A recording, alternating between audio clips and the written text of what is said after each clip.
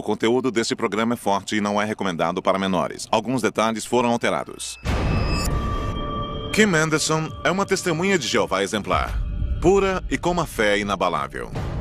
A Kim acreditava que só as testemunhas de Jeová conheciam a verdade. O resto do mundo vivia uma mentira.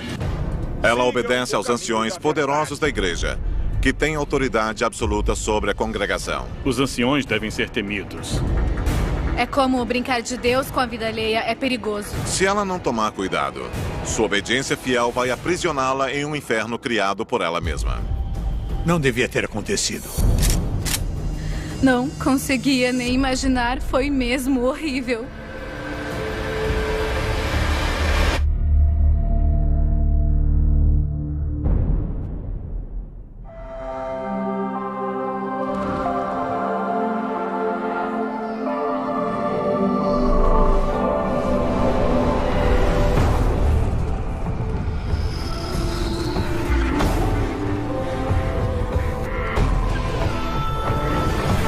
Cultos mortais. A testemunha. E à mulher, Deus disse: o teu desejo será para o teu marido e ele te dominará. Gênesis 3:16. Tropas, em posição. O agressor tem uma espingarda de cano cerrado. Cadê eles? No quarto?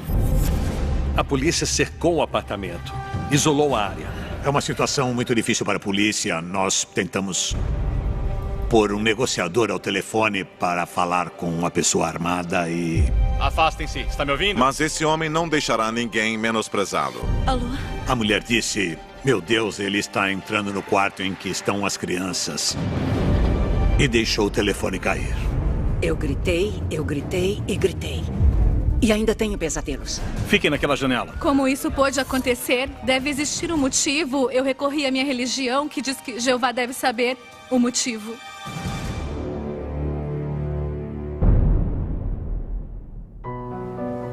A Kim era muito atraente. Ela era muito inteligente, bastante controlada.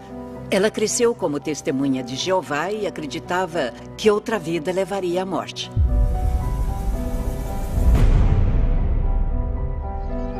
Burnaby, no Canadá, é uma cidade pequena no coração do Noroeste Pacífico.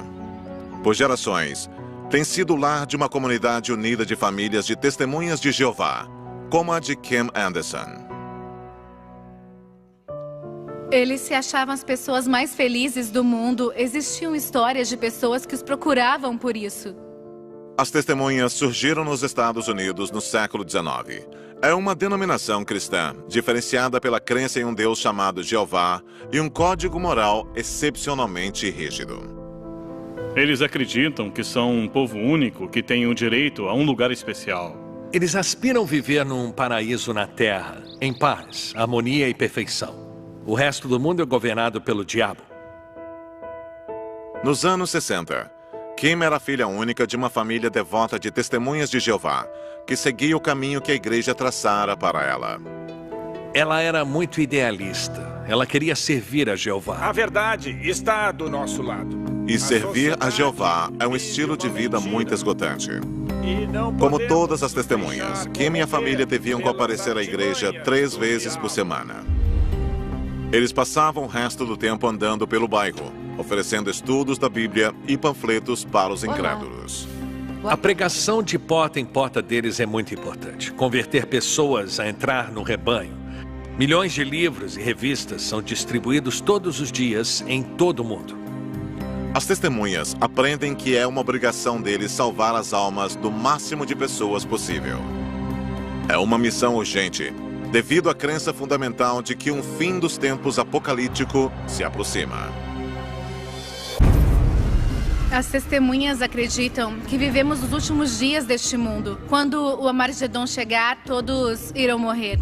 Todos, exceto as testemunhas de Jeová, que serão escolhidas para viver em um paraíso pós-apocalíptico, purificado de todo o mal e de todos os pecados. Será como o céu na terra, como o Jardim do Éden maior. A Kim acreditava piamente que todas essas coisas aconteceriam. As testemunhas anseiam pelo fim do mundo porque consideram nosso mundo pobre de espírito e muito corrupto. Apesar do apocalipse iminente, Kim, com 8 anos, aproveitava sua infância na igreja. Até ela descobrir que seus pais estão se separando. Não aguento mais. Não vá embora, por favor. Para a mãe, o divórcio foi ainda mais traumatizante. As mulheres testemunhas de Jeová, que não são casadas, especialmente as divorciadas, ficam à margem da sociedade das testemunhas. Elas deixam de fazer parte da estrutura da congregação. O único meio de a mulher ser aceita na comunidade é estando casada. Sua mãe tinha perdido o respeito da igreja. De repente, ela tinha sido colocada de lado. Foi um grande escândalo na congregação. A mãe dela sofreu muito. A Kim tinha muitas inseguranças, mas não falava muito sobre elas. Ela era muito reservada. A fé de Kim continuava forte, mas ver a mãe sofrer o estigma do divórcio era algo que ela nunca iria esquecer. Em abril de 1972, Kim era uma estudante do ensino médio dedicada. Já ouviu as boas novas? Ela passava até 100 horas por semana trabalhando como missionária. A Kim achava importante salvar pessoas. Isso significava ir de porta em porta e convertê-las. Como as outras testemunhas, Kim afastava-se do mundo laico. Os anciões advertem as testemunhas a manter o mínimo possível de vínculos com pessoas fora da comunidade. Então, a Kim não tinha muitos amigos. Ela não era popular. Kim nunca teria as experiências que seus colegas da escola consideravam corriqueiras. Testemunhas de Jeová não podem votar, nem comemorar o Natal e o Dia dos Namorados. Festas de aniversário estão fora de cogitação. Eles acreditam que esses feriados são baseados no paganismo. A sociedade laica corrompeu o verdadeiro cristianismo. Eles têm uma organização de anciãos que controla os membros rigorosamente. A seita da Testemunha de Jeová é cheia de regras e regulamentos. Mas Kim não se importava em obedecer às regras, e existia uma específica que ela queria cumprir: casar-se com um rapaz da comunidade tão devoto quanto ela. Ela tinha o desejo de encontrar um líder forte da comunidade. Ela achava que o Jim seria o homem ideal. O rapaz é Jim Kostelnick, terceira geração de testemunhas de Jeová. Kim o conheceu em uma festa, em meados de 1972. Ela tinha 18 anos e Jim tinha 25. Testemunhas jovens saíam para dar e ela só ficava sentada no cantinho. Os dois começaram a conversar. Quer dançar comigo? Ela era muito simples. Tinha o cabelo castanho e falava com muita doçura. Ela tinha uma suavidade e um encanto que me atraíram. Meu nome é Jim. Jim, meu nome é Kim. Após um ano de namoro, os anciões da igreja aprovaram o casamento dos dois. O dia do casamento no Salão do Reino foi mágico. As testemunhas realmente esbanjam e aproveitam os casamentos, porque outras comemorações, como o Natal, são proibidas, né? Então, casamentos são muito importantes. A vida do jovem casal girava em volta do trabalho para a igreja e os planos de começar uma família. 3 anos depois, Kim deu à luz a um garoto chamado Yuri e uma garota chamada Lindsay.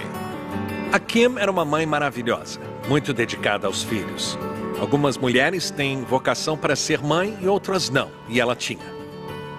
A Lindsay era bem loirinha e a risada dela era contagiosa e era cheia de vida. O Yuri era um verdadeiro pensador, a inteligência parecia ir além da idade dele. A família tinha pouco dinheiro. Jim trabalhava como zelador, enquanto Kim ficava em casa com as crianças. O universo deles começava e terminava com a igreja. Nós íamos à igreja 3 vezes por semana. Eu passava 100 horas semanais pregando de porta em porta. Em 1974, a evangelização do casal ficava cada vez mais fervorosa. O fim dos dias se aproxima. Os líderes da igreja disseram que Jeová avisara a eles o ano exato em que o mundo finalmente acabaria. 1975.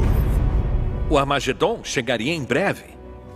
Não existiria mais sofrimentos, doenças, mortes. Tudo seria maravilhoso e iluminado. Jim e Kim esperavam ansiosamente pela chegada do ano novo. Mas 1975 passou e o apocalipse não aconteceu. O mundo deveria ter acabado e isso não aconteceu. Foi um escândalo para a igreja perante os olhos do mundo.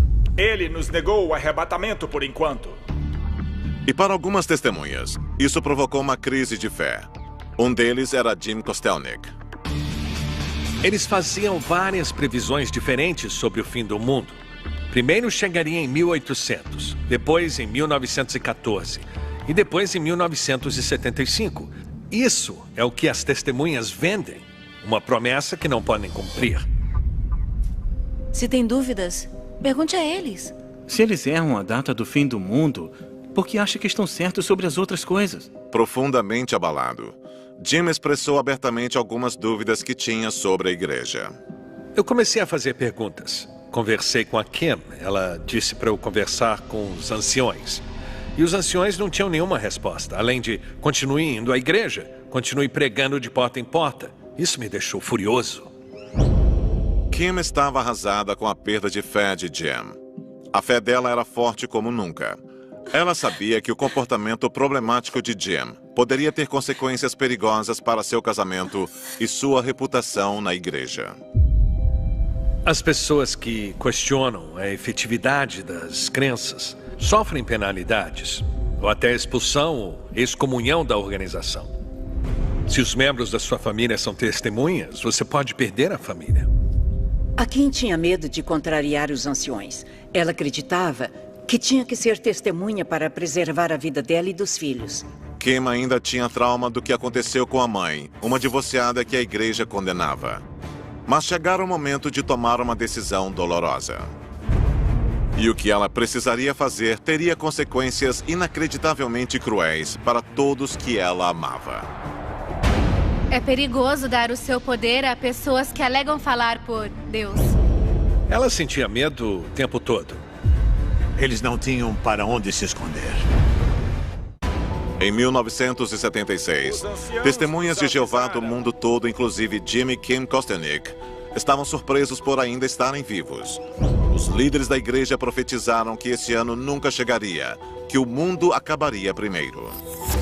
Todas as pessoas do mundo, exceto testemunhas de Jeová, morreriam no Armagedon.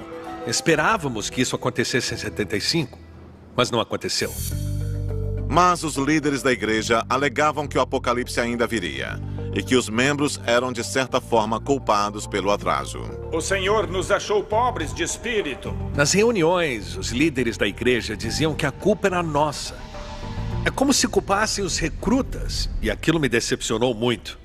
Agora, Jim ameaçou abertamente sair da igreja, um passo radical que poderia destruir a reputação da família na comunidade. Para Kim, as dúvidas explícitas do marido criavam uma espécie de apocalipse. É uma traição enorme. Você aprende que isso é assustador e é como ter contato com o diabo. A Kim não estava só triste porque realmente tinha fé, mas porque ela queria que o marido fosse um líder forte das testemunhas. E ela percebeu que não estava dando certo. Kim solicitou uma reunião com os anciões, conhecida como o Comitê Judicial, para que a conduzissem ao caminho certo. Que bom que veio até Eles nós. aconselharam que era melhor ela ser uma mãe solteira do que criar os filhos com um incrédulo. A Kim nunca questionou a autoridade dos anciões. Todos deveriam temer os anciões por causa das consequências duras e intolerantes a transgressões. Após 6 anos de casamento com Jim Kostelnik, Kim pediu o divórcio. As testemunhas de Jeová expulsaram Jim. A expulsão tem várias consequências. E a mais grave delas é o ostracismo. A igreja decidiu pelo ostracismo de Jim. Então, Kim e as crianças deviam cortar todos os vínculos com ele. Ei, a gente vai se ver em breve, está bem? Jim deixou a família. Eu me senti um traidor. Eu achei que não estava fazendo a coisa certa. Mas eu não tinha outra escolha porque ela só queria seguir em frente para a próxima fase da vida dela. Quando o divórcio foi finalizado em abril de 1980, Kim tornou-se uma mulher solteira em uma congregação que a menosprezava. O que aconteceu com sua mãe agora acontecia com ela. Era seu pior pesadelo tornando-se realidade. Aqui, eu e outras ficávamos à margem. Éramos tratadas como cidadãs de segunda classe. Os amigos de Kim a evitavam. Durante reuniões, as pessoas a ignoravam. Na hierarquia das testemunhas, até um garoto de 10 anos, se for batizado, é superior à mulher. As mulheres devem ser submissas.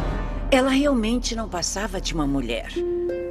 Kim sabia que só existia uma forma de recuperar sua reputação na comunidade. Ela passou a procurar um marido entre as testemunhas. Eu acho que esse era o objetivo dela. Achar um líder espiritual melhor do que eu para ela e as crianças.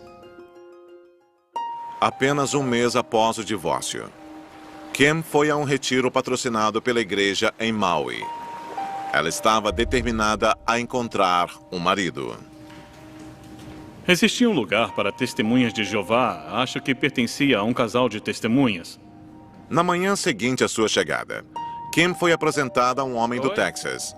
Seu nome era Jeff Anderson.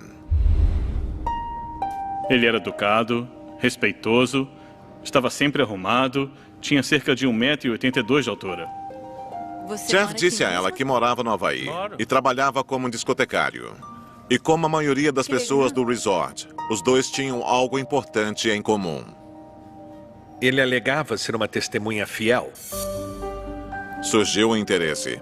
Como não eram casados, a igreja desaprovava que ficassem juntos sozinhos. A organização dos anciãos controla as atividades e envolvimentos das congregações. Então, durante uma semana, Kim e Jeff desfrutaram um cortejo supervisionado. Um casal de amigos da Kim os acompanhou. Eles viajaram pela ilha e ele meio que a cortejou. No último dia de férias de Kim, Jeff confessou que estava apaixonado por ela. Kim estava radiante. Eu me diverti muito hoje. Quando ela voltou do Havaí, ela contou sobre o Jeff. Ele era testemunha. Ele ia trabalhar numa estação de rádio e teria uma vida boa. Ele sempre a bajulava, mandava flores, cartas, ligava para ela. Eu só queria te fazer uma pergunta. Então, em janeiro de 1981, Jeff a pediu em casamento pelo telefone. E Kim aceitou. Sim. Era um romance muito recente, mas eles estavam empolgados para começar uma vida nova e criar uma família devota juntos na igreja. Ela queria muito um amor, casar com um bom ancião das testemunhas e ter a vida perfeita que achava que merecia. Eles marcaram a data do casamento para agosto de 1981 em Houston, Texas, onde a mãe de Jeff vivia. Parecia um sonho se realizando quando Kim fez as malas dos filhos e viajou para o sul para o seu grande dia. Eu me lembro da minha mãe na festa do casamento. Eles tinham padrinhos, madrinhas, vestidos elegantes. Mas quando o dia do casamento chegou, tudo começou a dar errado. Só está atrasado, deve ter um motivo. Jeff chegou atrasado ao próprio casamento e ele esqueceu até as alianças. Você está bem? Estou. Por que você pergunta? Porque está 1 hora atrasado. Estou aqui, não estou? Quando Kim o questionou, ele surpreendeu a todos gritando com ela, com ferocidade. Não faça papelão. Ai, está bem. As pessoas viram que ele não era um bom exemplo de homem. Minha mãe reconhecia homens agressivos. Ela acreditava que ele era muito agressivo. As pessoas criticavam muito o Jeff. Ela se sentia insegura, mas eu disse que ela era madura o suficiente para decidir o que era melhor para ela. Sem as alianças, Kim e Jeff fizeram os votos. O casamento começou tumultuado. Mas Kim estava decidida a ser uma esposa fiel e a recuperar sua reputação na igreja que amava. Uma semana após o casamento, Jeff revelou a verdade. Ele mentiu para ela o tempo todo. Ele fora preso por furto. Ele nunca teve um emprego fixo. Ele não era um discotecário vivendo no Havaí. Ele estava desempregado e vivia em Houston com a mãe. Jeff tinha assumido uma faceta que era completamente falsa, no objetivo de encontrar uma esposa. Eu achei esse cara um idiota desde o começo.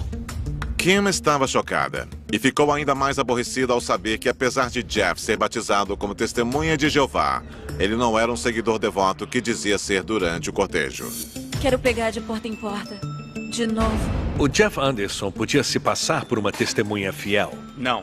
Porque ele conhecia os jargões das testemunhas de Jeová. Mas acho que ele não gostava muito da religião. Acho que era uma relação de conveniência. A associação com testemunhas...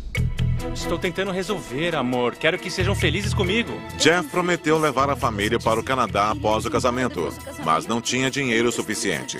Não sou um mentiroso. Em vez disso, Jeff, Kim e os 2 filhos, Yuri e Lindsay, mudaram-se para um apartamento pequeno nos arredores de Houston. Esta é a minha casa. Ela estava muito frustrada. O Jeff não contribuía financeiramente. Aquela não era a vida que ele prometera a Kim. Mas como testemunha obediente, ela devia respeitar o novo patriarca da família. Tem razão. Tem razão. Então, a situação começou a ir de mal a pior. Jeff controlava a casa com punho de ferro, criticando as compras e as tarefas domésticas de Kim, exigindo saber onde ela estava o tempo todo. E essa dominação cruel sobre ela tornou-se física. Não, por favor. Quando Kim rejeitou as investidas sexuais de Jeff, ele a assediou. Jeff era muito violento quando fazia sexo com ela. Ele tentava estuprá-la. Ela tinha medo dele. Acho que estava apavorada. Para manter o controle sobre Kim, Jeff ameaçava ir aos anciões da igreja se ela resistisse. Kim sabia que aos olhos deles e aos olhos de Jeová, ela seria desobediente. Existe uma espécie de regra implícita de que mulheres, testemunhas de Jeová, deviam cumprir com o dever delas, ou seja, o dever sexual aos maridos. As mulheres devem ser sexualmente submissas aos maridos. Está tudo bem. Kim guardou seu medo e ansiedade para si. Mas apenas 3 semanas após o casamento, sua filha Lindsay estava ao telefone com o pai e disse algo que o deixa chocado. A mamãe e o Jeff brigaram e se machucaram. Ela deixou escapar que viu Kim e Jeff tendo uma briga física que deixou os dois com o rosto sangrando. Quando falamos com a Kim sobre isso, ela disse, não, foi só um acidente, estávamos abrindo caixas e demos uma cabeçada. Eu acreditei. Para Kim, ir à polícia não era uma opção, nem denunciar o incidente para a igreja. Se falar com os anciões, o homem é o chefe. Se o homem diz como se vestir, você obedece. Se diz como se sentar, você obedece. Se diz quando jantar à mesa, você obedece. Se não obedecer, é indisciplinada. Pela minha experiência, mulheres em relações abusivas tendem a não reclamar. Além do mais, a igreja não veria com bons olhos o pedido de um segundo divórcio. Se os anciões não acreditam que tenha razões para se divorciar, não tem outra escolha. Sentindo-se de mãos atadas, Kim tentou ser a melhor esposa que poderia ser. A família passou mais um mês com dificuldades financeiras, até que Kim começou a desconfiar de algo que nenhuma mãe podia ignorar. A Kim desconfiava que o Jeff Anderson molestava pelo menos uma das crianças. Kim não estava certa da extensão do abuso, mas tinha um pressentimento terrível. Claramente havia algo muito errado acontecendo.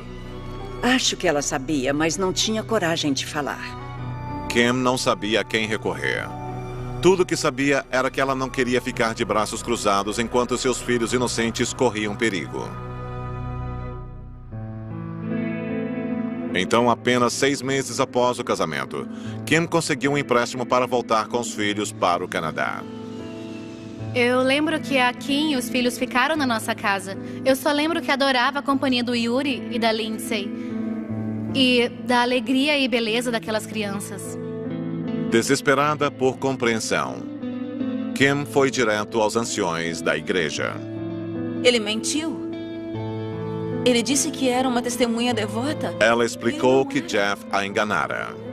Prossiga. Ela descreveu as brigas, o sexo violento... Ele me forçou, sim. E a suspeita de abuso infantil. Talvez. Ela pediu que os anciões apoiassem sua decisão de terminar o casamento. Aquele cara não era bom para ela. Ela tentou fazê-los compreender, deixá-los a par, convencê-los a prestar mais atenção nos problemas dela com o marido. Mas os anciões não se convenceram. Eles disseram que Kim não tinha provas concretas de que Jeff abusava das crianças. E que talvez o problema fosse ela, e não Jeff. Você já se divorciou uma vez. Conversamos sobre isso. Eles achavam que ela era desleal ou bem teimosa. Esforce-se para que seu casamento dê certo e seja uma esposa obediente e fiel. Os anciões disseram a Kim que ela era obrigada a fazer o casamento dar certo. A Kim estava abatida. Ela se apegava com todas as forças à vida que ela queria ter. Se Kim desafiasse os anciões, eles a expulsariam e a afastariam da igreja e da família. Era aterrorizador. A Kim cresceu como testemunha. Era a única coisa que conhecia e acreditava que outra vida levaria à morte. Apesar da intuição de que deveria proteger a família do marido, Mas claro, Kim cedeu à autoridade dos anciões. vocês sabem o que é melhor. Ela convidou Jeff para ir morar com ela no Canadá. Por dentro, ela desejava que ele fosse embora e a deixasse em paz. Mas por fora, ela tinha que mostrar aos anciões que tinha aceitado continuar casada. Kim ficou encurralada por querer pertencer à comunidade. Em setembro de 1982, os anciões da igreja de Kim Anderson a mandaram reunir-se com seu marido agressivo, Jeff, e fazer o casamento dar certo. Ela acreditava que não tinha outra escolha além de obedecer às ordens. Ela tinha que cumprir com o que os anciões esperavam dela como uma mulher casada. Mas quando Jeff mudou-se para o Canadá para morar com Kim e as crianças, não demorou muito para ele retomar de onde parou. Cadê os meus cigarros? Eu fiz um pedido simples, só um pedido, e você não consegue lembrar? Olha, isso é uma falta de consideração. Ele não conseguia parar em um emprego. Ele era violento e imprevisível. E para o horror de Kim, ela tinha certeza de que ele molestava a filha Lindsay novamente. Ele era doentio, perverso, nojento. Muitos de nós nem imaginamos uma crueldade como essa. Tem razão. Ela tinha que, de alguma forma, aceitar e agir como se estivesse conformada, mas ao mesmo tempo ela sabia que não queria mais nada com o segundo marido. Em julho de 1984, Kim estava sempre com medo. Ela sentia vários medos. Medo do Jeff, medo dos anciões, medo do futuro. Desta vez, os medos de Kim resultaram em uma atitude desesperada. Ela decidiu recorrer aos anciões novamente, com um último apelo para ter permissão para divorciar-se. Os anciões entrevistaram Jeff e Kim separadamente. Kim deu provas novas do assédio de Jeff, rezando para que desta vez eles não ignorassem as alegações dela. Ela sempre foi muito voluntariosa e desobediente. Ela inventa histórias. Mas quando as entrevistas terminaram, Kim teve uma notícia devastadora. Levantar falso testemunho contra um membro da congregação é grave. Ele a derrotou na reunião com os anciões. Não só os anciões rejeitaram o pedido de Kim pelo divórcio, como também a puniram por fazer mais acusações falsas contra Jeff e por não ser uma esposa obediente. Ela estava triste porque os anciões não acreditavam nela, só acreditavam no Jeff. A caminho de casa, Kim encarou a verdade. Ela estava impotente dentro dos limites rígidos da religião que amava. Ela ficou num beco sem saída, encurralada entre as autoridades das testemunhas de Jeová e o que era bom para ela e os filhos. Pela primeira vez, Kim questionava aqueles que diziam falar por Jeová. Os anciões são só pessoas e eles cometem erros. Ela enxergava esses defeitos claramente. Pelo bem dos filhos, Kim sentia que não tinha outra escolha além de arriscar tudo o que conhecia e deixar o marido o mais rápido possível. Então, no dia 21 de julho de 1984, Kim planejou uma fuga. Esperou ele chegar do trabalho. Ela esperou ele entrar no banho. Enquanto Jeff estava no banheiro, Kim pegou as crianças e pôs o plano em ação. Kim? Kim? Ela pegou o carro e foi para minha casa. Kim? O Jeff não sabia onde ela estava. Você planejou isso desde o começo, não foi? Jeff não aceitaria que ela o abandonasse. Furioso e com sede de vingança, ele contou aos anciões que ela fugira. Ela fugiu. Algumas pessoas não sabem lidar com com a rejeição e a sua reação é vingança. A igreja exigiu que Kim voltasse para o marido, mas ela resistiu. Jeff ficou chocado com a rebeldia dela. Ele usava a devoção de Kim para controlá-la, mas isso não funcionava mais. O controle sobre ela, que era essencial para ele, ter esse controle, estava desaparecendo. Em meados de 1984, Kim voltou para o apartamento e Jeff foi embora. Mas ele não estava disposto a deixá-la em paz. Ele alugou um apartamento em um porão do outro lado da rua e estava sempre por perto. Ele a perseguia, a vigiava. Ele mandava bilhetes, provavelmente de amor. Isso a deixava apavorada. Basicamente, se não posso ter você, ninguém pode. Jeff ligava dia e noite exigindo uma reconciliação. Com a igreja apoiando a missão dele de recuperar a esposa, Jeff acreditava que Jeová estava do lado dele. Ela o rejeitou e ele não aceitou isso.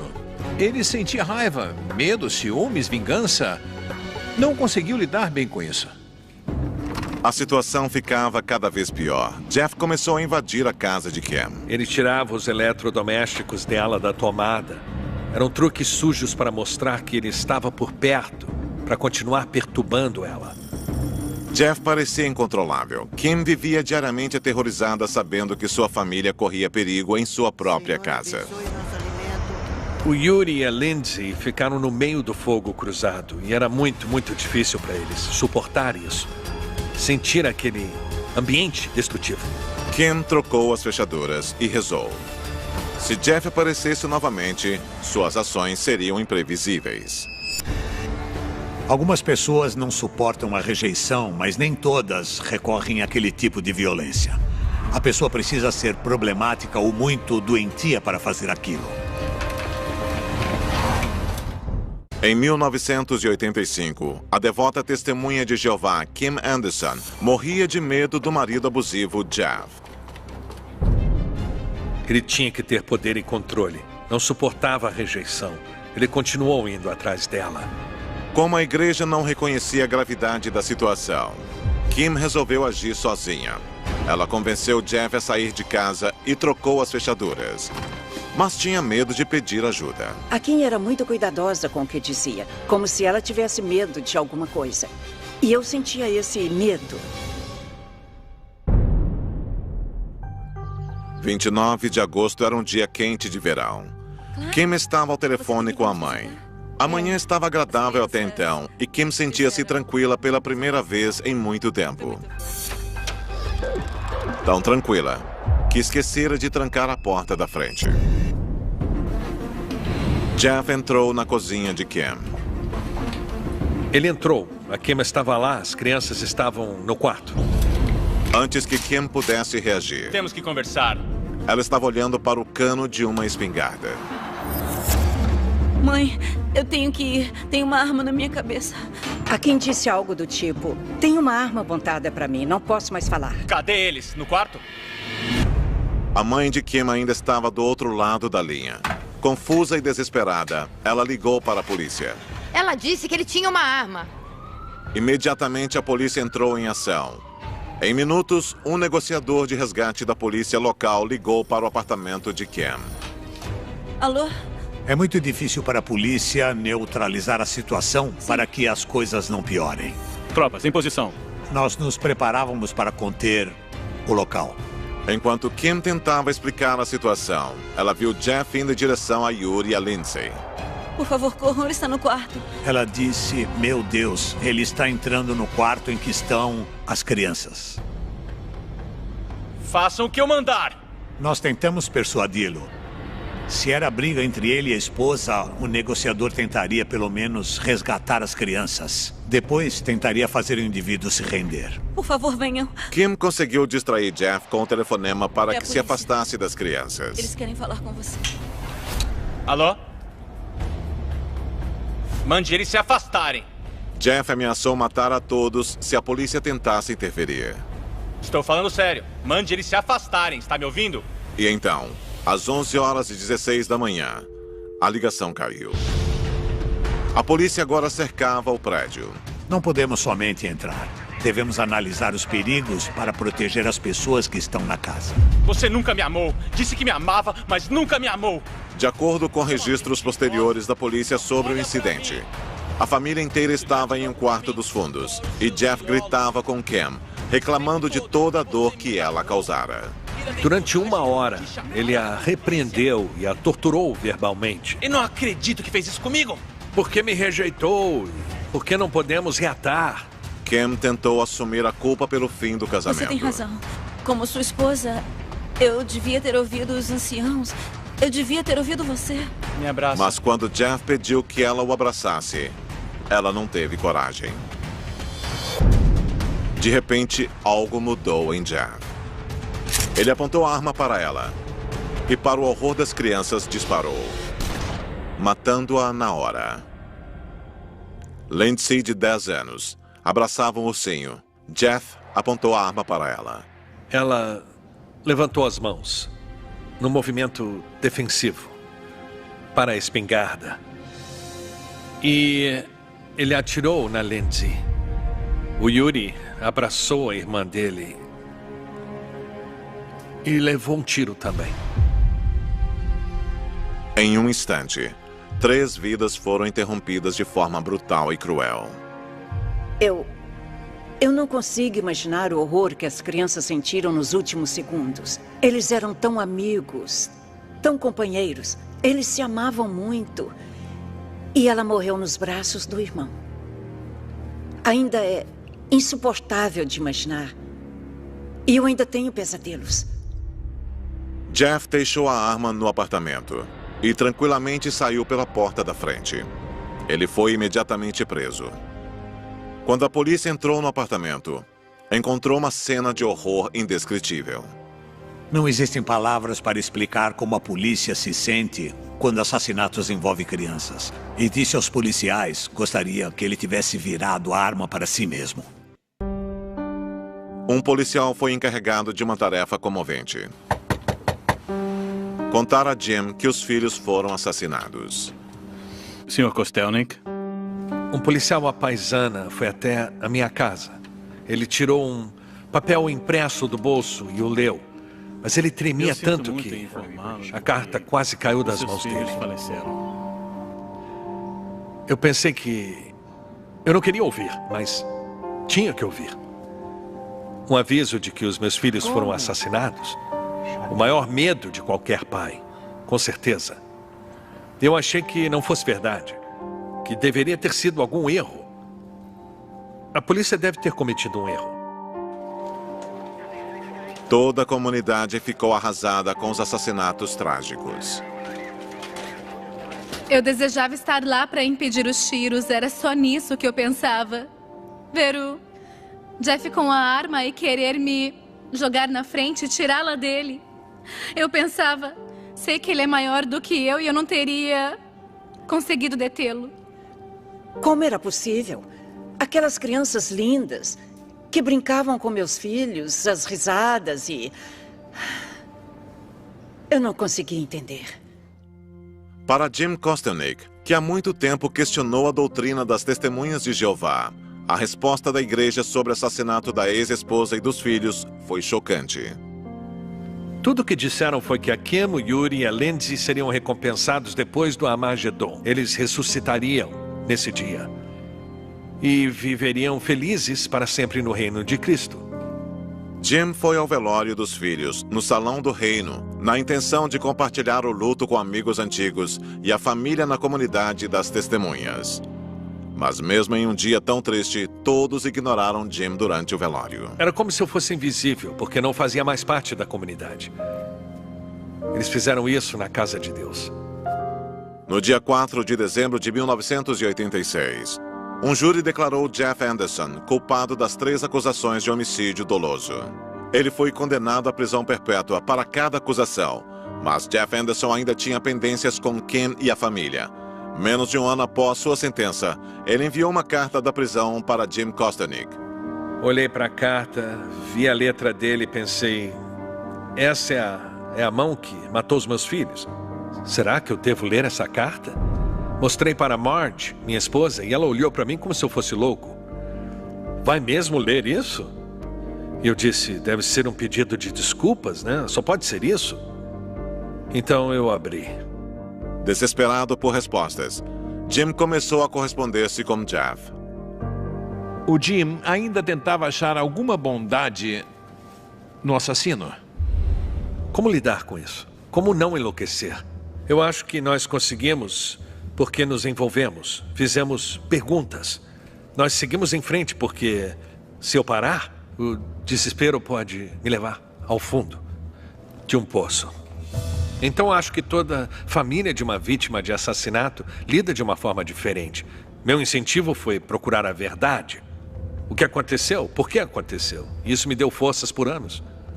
Em abril de 1989, Jim Kostelnik concordou em encontrar Anderson na prisão. Ele estava disposto a falar com o Jeff Anderson e tentar entender como e por que isso aconteceu. Achou que seria algo positivo. Ele foi simpático. Uma educação tipicamente texana. Não era o monstro que eu esperava encontrar. Ele tentou me explicar por que ele fez aquilo. Ele disse, eu estava com ódio. Eu me senti rejeitado e eu descontei na Kim e nas crianças. Para Jim, o encontro tenso de 45 minutos terminou em um clima bizarro e emocionalmente confuso. No final do encontro, ele disse, só quero dizer que tenho as melhores vítimas do mundo. Jeff até aceitou entrevistas na televisão e insistia na ideia doentia de que ele fora injustiçado. She very much seemed apathetic and indifferent. She didn't take me serious even then, a man with a gun. And that was the ultimate rejection. That was the final rejection. I couldn't take any more. I started pulling the trigger and I couldn't stop. I had to get things out and that seemed to be the only way. Ele não enxergava nada além de si mesmo e dos sentimentos dele. O Jeff era incapaz de se colocar no lugar de outra pessoa. Ele conviveu muito com testemunhas para acreditar que devia controlar a esposa e os filhos, que ele quase teve o direito de fazer algo estúpido e ruim. Muitos de nós nem imaginamos uma crueldade assim. Isso é egoísmo, crueldade, egocentrismo. Isso tudo definia. Ele era um sociopata. Os amigos e família de Kim, Yuri e Lindsay tentaram superar. Mas mesmo após décadas, as feridas ainda estão abertas. Quantos anos já se passaram e quem realmente pagou o verdadeiro preço, sabe? E o que mudou? Eu queria perdoá-lo. Eu achava que o perdão melhoraria as coisas. Mas é claro que não melhorou. É algo que você nunca supera. Eu ainda poderia ter raiva dos anciões por manipularem a Kim e o Jeff e tentarem torná-los testemunhas, apesar de tudo que acontecia. É um fardo pesado para carregar, a raiva. Costumo superar, mas isso foi muito errado.